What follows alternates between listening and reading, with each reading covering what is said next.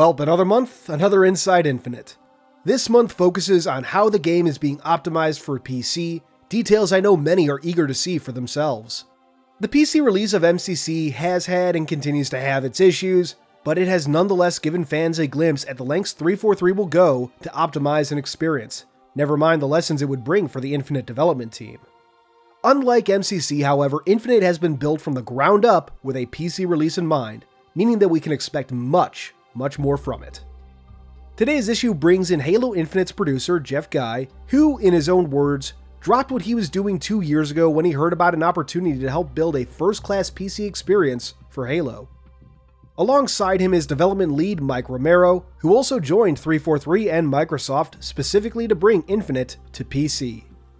After laying out their respective histories with game development and PC gaming, Jeff and Mike focus in on Infinite, starting with what they and the team are planning for the PC side of things. Starting things off, they note that Infinite will support ultra-wide and super ultra-wide screens, triple keybinds, inputs beyond just Xbox controllers and keyboards and mice, such as non-Xbox controllers, various settings sliders for your mouse, and more. And beyond that, they even talk about bringing certain PC features to consoles, such as a field of view slider. Ultra-wide support gets a ton of coverage in this article, as it has a ton of considerations and really illuminates just what the team is doing for Infinite. Basically, every aspect of the game has to be designed around the ultra-wide feature, and its inclusion had to be fought for since Halo's development team is mostly used to developing for consoles. Halo Infinite features impressive ultra-wide support, allowing players to see more horizontally without sacrificing what they're seeing vertically, and ensuring that the game's new style of cutscene, which we got a sample of during last year's demo, works in everything from ultra-wide down to classic 4:3 ratio screens. The article goes on to talk about other features, some notable ones being Infinite will be releasing on Steam, which is great to have confirmation for. There are FPS and ping overlay options, minimum and maximum frame rate options, tons of control over quality features, and perhaps most exciting to me at least, an option to hide the HUD, good for screenshots and who knows what else. Although, I can't help but worrying about campaign theater yet again in light of that. Even still, all of that is just the tip of the iceberg. Infinite will support in and out of game invites on Xbox Live, Steam, and Discord, and it'll let players host local multiplayer servers on PC, which people on PC and Xbox on local LAN can join. We also get some awesome multiplayer details such as ranked playlists being restricted to input type rather than console versus PC, while social and custom games will be open to all. I do hope that there are input-based filters for social, just like in MCC, for players that want that though. On the subject of multiplayer, the article does go a bit into how the team is handling anti-cheat systems, bringing in security engineer Michael Van Quippers, I hope I didn't butcher that too terribly, to address that. To sum things up, Infinite will work to identify cheating primarily through player behavior rather than data harvested from a local machine, and the team has spent a lot of time to, quote, develop novel ways to protect and change the game to slow down cheat development. It'll be interesting to see this in action. I'm sure plenty of people are hoping, at the very least, for in-game report features, something MCC notably lacks on PC. Now, while that basically wraps up the main article short of a couple sections at the end, there was some more PC news today courtesy of Xbox Wire. In addition to all the stuff we've already discussed, they confirmed that cross-progression will be supported. At the basic level, multiplayer progress and customization will transfer between platforms. What this means for campaign remains unknown, though hopefully we can expect the same as MCC currently supports at minimum, if not something more like checkpoint cross-progression. We'll have to see though. Swinging back to the Inside Infinite article, we of course come to the Tales from the Trenches, which has its own share of cool details. Live producer Sam Hanshaw confirms that external flights are happening with a small external group which, quote, represents a variety of backgrounds. He also notes that this is bringing them ever closer to expanded playtesting, so keep your Halo Insider profile up to date. Tashi's up next, talking about the challenges moving release dates and the Rona have had on the team's HCS plans, which include a full-year roadmap releasing ahead of the game itself. But he's happy to say that venues for the first event and the World Championship have been secured, with more news to come down the line. Everyone's favorite Canon man, Jeff Easterling, also contributes this issue, in particular sharing his excitement for the variety of audio logs that will be featured in the game. Notably, he refers to the Halsey's Journal audio we got a couple months ago as a preview of what's to come, which makes me wonder if that was actually something pulled from the game, rather than the start of some marketing. We'll have to wait and see on that. Patrick Wren, multiplayer design, notes among other details that Spartan Chatter will return. This is a feature that I enjoy in Halo 5, and I'm glad to hear it's returning. I'd love, though, if that were customizable to some degree in Infinite. If nothing else, it's something else for 343 to sell, just, ideas. Last thing from this section I want to highlight are comments from Kevin K.P. Paul, Senior Program Designer. He notes that the Halo Waypoint site will get an overhaul for Infinite, which isn't too much of a surprise, but also that a new Halo Waypoint app, native to iOS and Android systems, will replace the Halo Channel app. Fingers crossed that it's a much better experience than the Halo Channel ever was, and hopefully might even bring back some cool features from the days of the original Halo Waypoint app. That is something I loved, if I've never made that clear. The article then closes, as per usual, with a statement from Joe Staten, hinting at some Infinite-related video content coming as the summer approaches. Glorious plans, as he puts it. I can't wait to see what 343 has in store. And speaking of seeing, new screenshots were of course included with this latest update. You kinda got to see them during the information breakdown, but let's dive into them individually now. Let's start with this beautiful Forerunner hallway. I'm immediately reminded of Halo 2 Anniversary with the lighting and architecture, along with a bit of Halo CE. Specifically, this evokes the moment when you come to the giant chasm in the game's second level, deep within the unnatural cave formation, before activating the light bridge. One really cool detail I noticed are the details on the wall over here. It's evocative of classic Halo CE Forerunner textures, but modeled out in more detail. In these halls, we can see some orange grunt miners, a red grunt assault, and what might be a green grunt heavy? It's hard to say on that last one, it could easily be one of the blue grunts. There are also some jackals scattered about, banished weapon racks in the back, and that's about it. The environments are absolutely stunning. The next image, though, is even better. While showing off what the HUD looks like in ultra-wide settings, and featuring a centered crosshair to my delight, we can spot a ton of cool details. On the far bottom right, we can see some new weapon detail.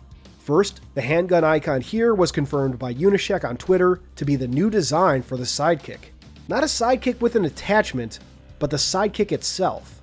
I never minded the old design, but I love the new profile we can see here.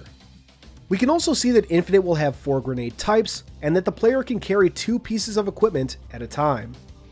Getting into the details of the scene, on the right we have a new grunt unit that was recently revealed by Mega Constructs, a sort of grunt mobile weapon rack. Credit to the domain on YouTube and Twitter for that set reveal. It's a cool new idea for a grunt unit, and I hope that they act as more than just mobile weapon racks. I'd love to see one with like a mortar launcher or some other heavy weapon on their back. That would be awesome. In the middle, we have a Brute Miner looking great overall, an improvement over last year, and featuring a beard making it closer to the Halo 3 Brute look, and just more brutish in general. And on the far right, we have a new type of banished jackal, sporting those beautiful reds and silvers. This looks like a jackal major given the shield color, but a bit more heavily armored than previous jackals we've seen, at least I think. I might be imagining that. Whatever the case, it looks great. The environments again look fantastic, this one evocative of Halo 3 with the mix of gold, silver, and blue, feeling much more alive than really anything prior. And of course, saving the best details for last, in the background we can clearly see the classic Guardian hologram that first appeared on Halo 3's multiplayer map, Epitaph. Now, though I say Guardian hologram, don't take that to mean that this is actually a holographic representation of a Guardian, or that it was ever even related to a Guardian. This design was an intended look for the Guardian Sentinels that Bungie had planned for Halo 3, but what it ends up being in canon remains to be seen. I wouldn't expect this to be a new form of Guardian or a retcon of Guardians, as I've seen some people say. I doubt 343 are retconning the design of the Guardian Custodes, and in lore, it's been noted that even Forerunners who'd made the damn things couldn't change their look, despite attempts to do so. So I think this is either just a reuse of the design because it looks damn cool, a holographic representation of a new class of Sentinel, or it could have some connections to Mendicant bias. So, going back to Epitaph for a moment, it's long been speculated that the site the map is set on is Mendicant Bias's burial site, a notion only further corroborated by Halo Rebirth. This audio epilogue to Halo Silentium noted that Mendicant Bias was entombed in a desert on the Ark. It's an extremely loose piece of evidence, but beyond that, the name of the map makes one wonder. What is this an epitaph for? An epitaph is defined as words written in memory of a person who is now dead. It could be an epitaph to the galaxy the Forerunners destroyed, or to Mendicant, or something else entirely. Still, I'd be remiss if I didn't bring up this potential connection at all. Installation 07 was once host to Mendicant Bias's core, after all. But again, this is an extremely loose connection. Huge stretch. I just want to emphasize. More likely, I think, the hologram is just a hologram. But a cool alternative would be a new class of Sentinel or Peacemaker. For context, Guardian Custodes are Tier 2 Peacemaker constructs.